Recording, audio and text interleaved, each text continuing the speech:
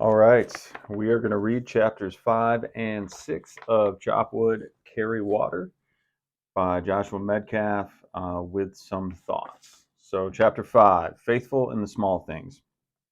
As the weeks passed, John grew more comfortable with life in the community. One day he woke up to find all the other apprentices crowded excitingly around an announcement that had been posted in the dining hall. It announced that each year, incoming class of apprentices would be able to compete in an archery tournament. John could barely contain his excitement. He loved competition and he was intent on winning the tournament. He couldn't stop talking about it that morning as he finished his daily routine. Finally, Akira grabbed his shoulders and sat him down. He looked deep into John's eyes. John, Mother Teresa always told people, be faithful in the small things, for it is in them that your strength lies. This is the temptation while you are here with us will be to focus on all the big sexy goals like winning the tournament and becoming a great samurai archer. You must fight that temptation and stay focused on chopping wood and carrying water. Do you recognize the name Ingvar Kamprad? John shook his head no. Good, Akira smiled wide. Ingvar was a young boy who spent four or 5 years selling individual matchsticks door to door in a small town in Sweden. He was often laughed at when he would tell the other boys he couldn't play because he needed to ride his bike 3 hours into Stockholm to purchase another box of matches. John couldn't believe his ears. Hold on. You mean to tell me that this little kid was really selling individual matchsticks door to door for years? Yes, John, this is a true story. When Ingvar was 17 years old, he decided to name his company. You might have heard of it. IKEA is worth over $150 billion today. John listened in awe as Akira continued. John, everyone wants to start the next IKEA, but few are willing to be faithful selling individual matchsticks door to door. Everyone wants to build the next Apple or Facebook. Nobody wants to sell matches. Everyone wants to become a samurai warrior, but few are willing to faithfully chop wood and carry water. Every now and then a person comes along and accidentally gets it the first time, but most of us have to learn the hard way through multiple failed experiments, which allows us to learn lessons and skills those who had it easier did not develop. Steve Jobs didn't set out to transform entertainment, computers, music, telecommunications, and education. It happened as a byproduct of passion, persistence, and faithfulness to a small idea. The problem with small is that the problem with small is that it isn't sexy. It's often boring. A guy who played professional golf was once hit by a bus, and the people serving as his doctors told him he would never walk again. But he trained hard day in and day out and went on to win a major. He said, everyone thinks greatness is sexy. It's not. It's dirty hard work. Ingvar didn't have a sexy idea. He had an idea most people would laugh at today.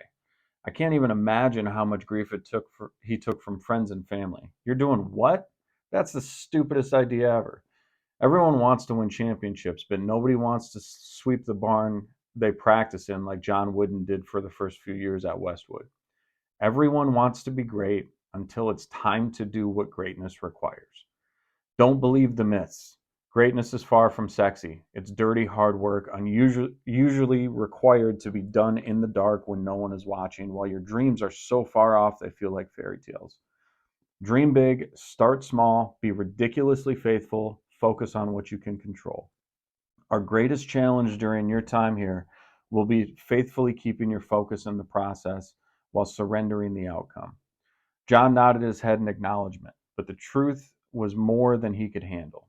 He thought he understood, but some things can only be experienced when fully learned. So I want to talk about this chapter real quick because I just had this conversation with my team at work.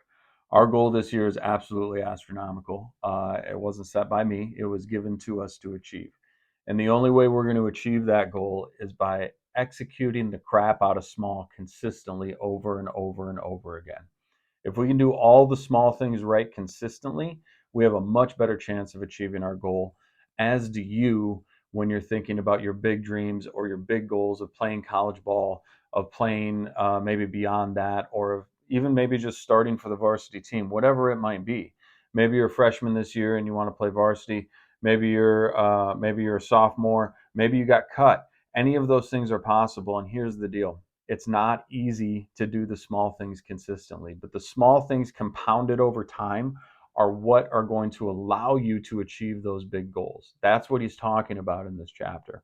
The little things, the things that nobody else wants to do, shooting the extra free throws after practice, showing up early, staying late, making sure you're prepared, giving 100% in practice, not just going through the motions, but going through everything with intention. Those are the things that are going to help you succeed. And those are the things that are going to help you, not just on the basketball court, but also in life. That's why I'm having you all read this book. That's why we spend more time in this. It's not about the basketball court. It's about what happens after basketball. My entire team at work read this book. I bought it for them for Christmas last year. And this is something that's extraordinarily important no matter what avenue you choose to pursue. Execute the crap out of small. If you do that, you're going to have a much better chance at achieving the bigger things, because all the little things are going to add up. A ton of feathers still weighs a ton. I'm pretty sure I said that in the last video. All right, number 6, chapter 6, one eye for the journey. After the excitement of the first few months had started to wear off, John began to get frustrated. The monotony of chopping wood and carrying water every morning and every evening had begun to wear on him. He was only allowed to practice archery for 4 hours during the heat of the day. What frustrated him the most was that he was only allowed to shoot at a straw arrow only 7 feet away from him. He and the other apprentices were also required to attend weekly workshops where they learned life skills and lessons through stories. One day, he approached Akira and asked, "Akira-sensei, how long will it take me to become a samurai archer? I have dreamed my whole life of becoming one, but it feels like it will take forever." Akira stopped what he was doing and said, "In the West, you want everything instantly, but you must learn to fall in love with the process of becoming great. Now go chop wood and carry water." John was confused, but he went back to his normal daily activities. The months passed, and before he knew it, an entire year had gone by. During the first year acclimation period, apprentices are not allowed to speak with family and friends. When John was finally able to have a Skype video call with his family, he was disappointed to share with them that he hadn't moved past shooting at a target only 7 feet away from him, and the rest of the time each day was spent chopping wood and carrying water.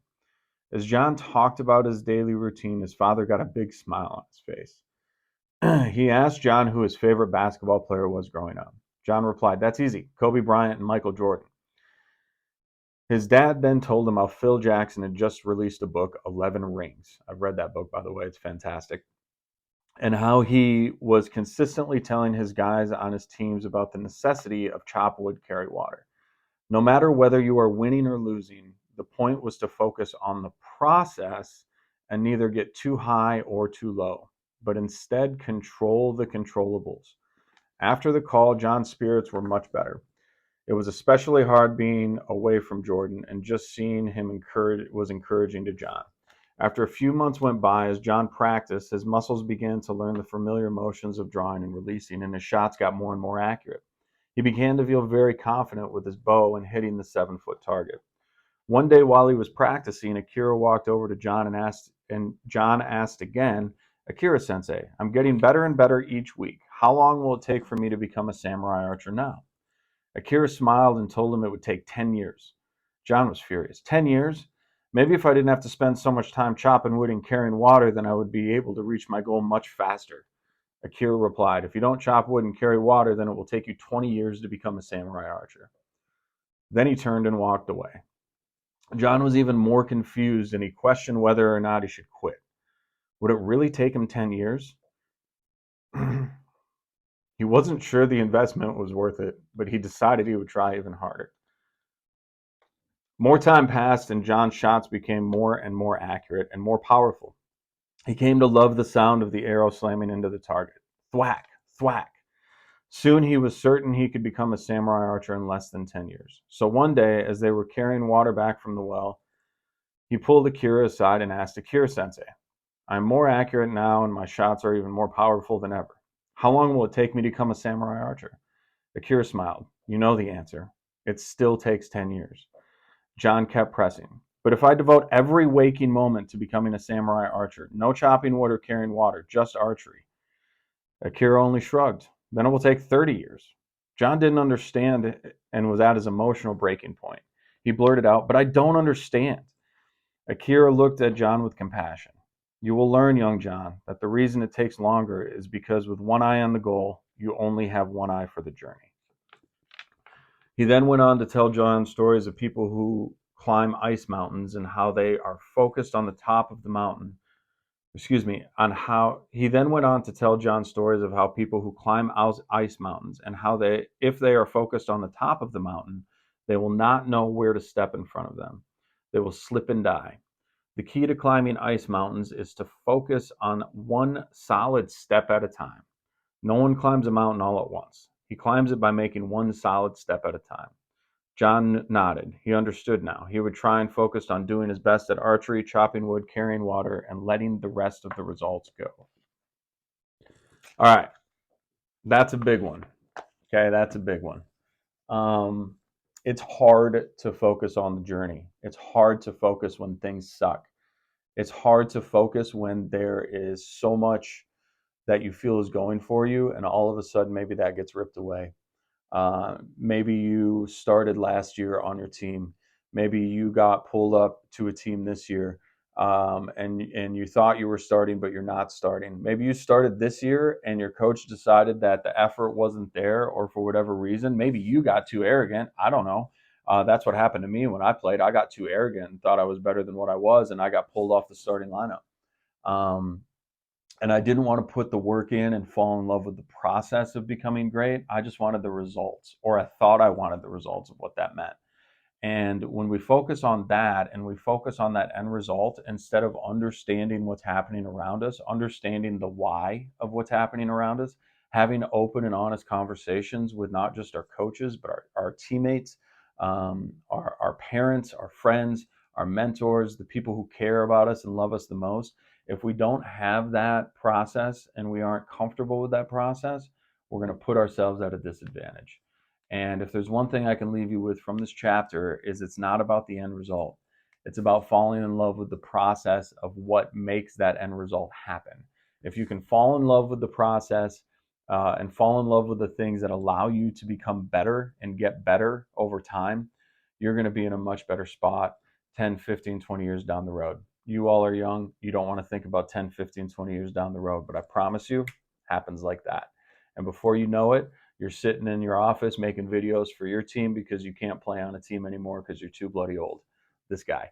But it is my blessing to create these videos for you. It is my blessing to guide you through this book. And I'm so excited for the things that you're going to continue to learn and what we're going to learn in the next book. So that was chapter 5 and chapter 6, chapter 7, and maybe chapter 8 is coming next. We'll see you guys next time. Bye now.